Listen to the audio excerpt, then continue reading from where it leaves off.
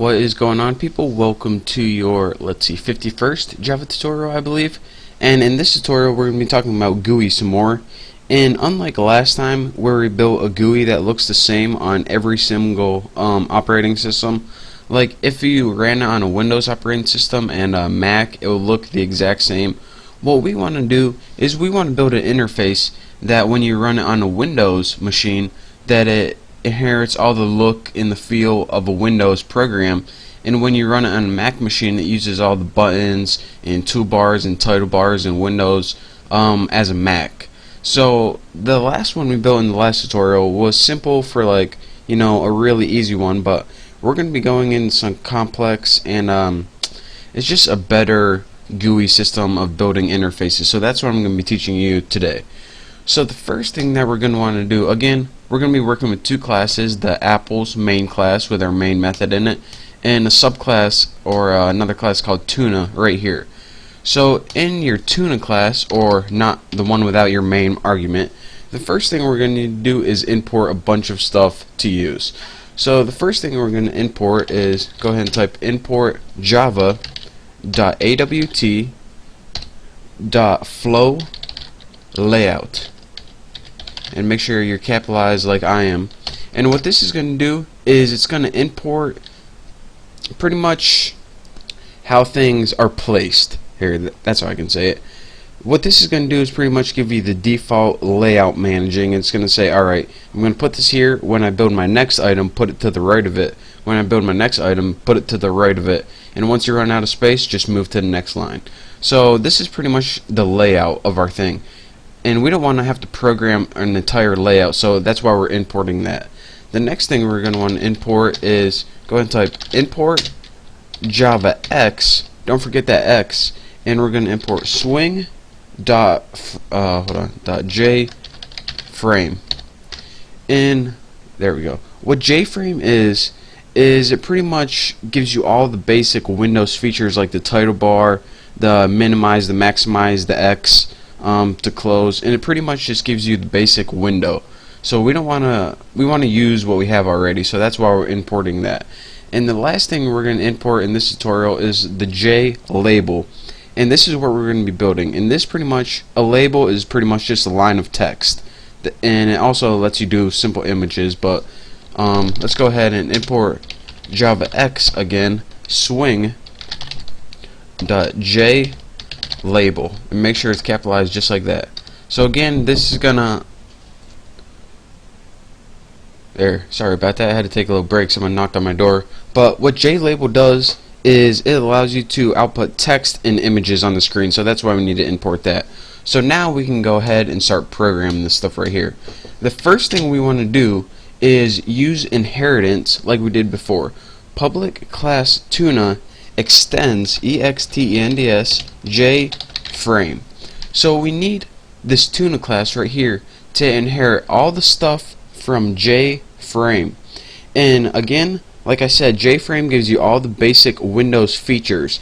So now we have all of the title bars, the minimize, the maximize, the X button. That's what that does. Now that it inherited all those qualities, let's go ahead, and the first thing we're going to want to do is build a variable, which is pretty much going to be our item. So let's make it private, and let's just go ahead, J label, that's what type it is, and just name it like item 1 or something like that. And this is pretty much just going to be the item that we're adding. I mean, you need to name it something, so why not item 1?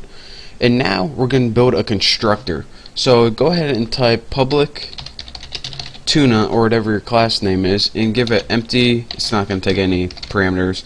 And the first line in our constructor, and I spelled tuna wrong, the first line in our constructor is the title of the window.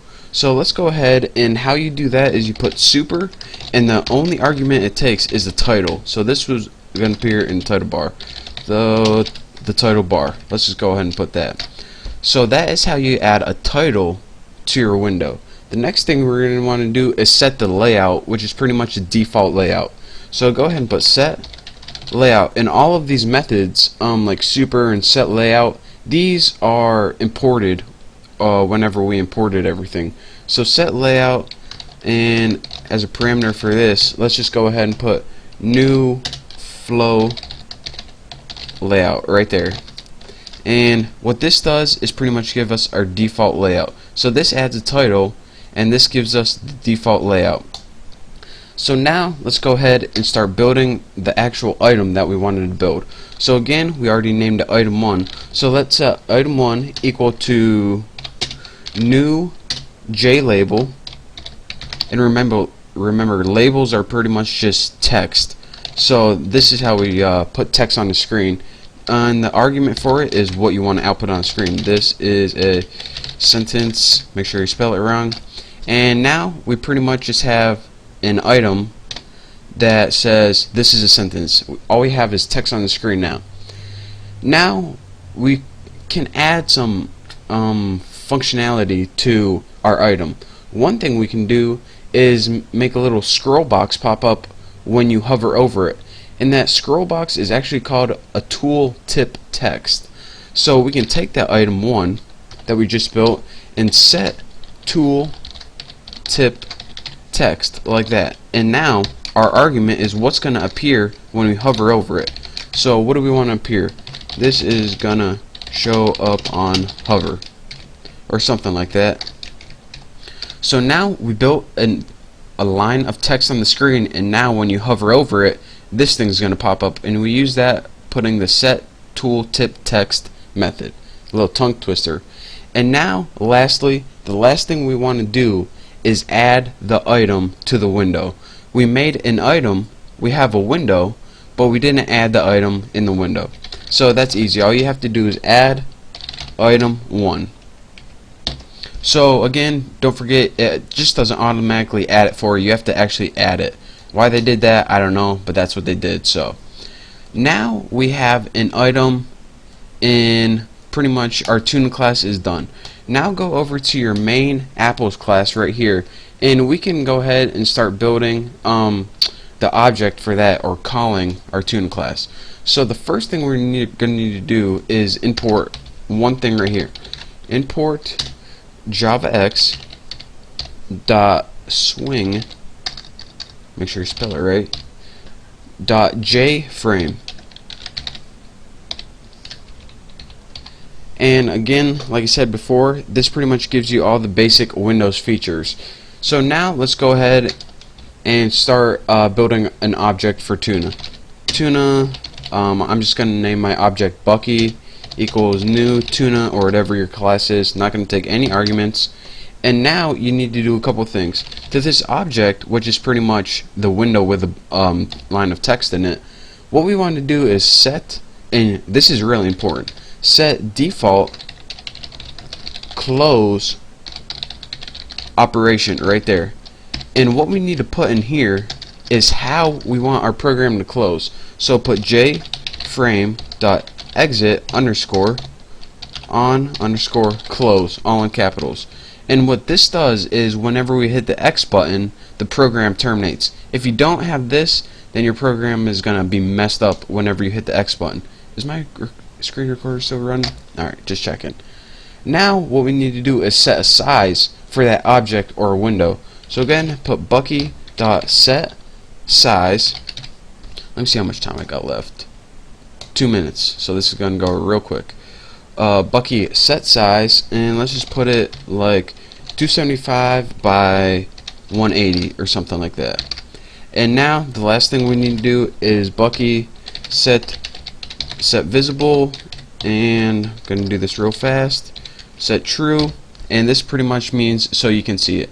Now let's go ahead and run this, and what we got right here is this is a sentence, and when you hover over it, it says this is going to show up on hover. So again, that's what we built right here. This is a sentence, put the title bar at the top, and when you hover over it, this is going to show up on hover. Now I only have 30 seconds left, so I can't talk you through how we did this all again, but make sure you're watching the next tutorial. We're going to be putting more stuff in here, and I'm going to be explaining how we did everything. But again, like I said, I don't have time to do this tutorial because YouTube only lets you upload 10-minute videos. So thank you guys for watching, and I will see you next tutorial.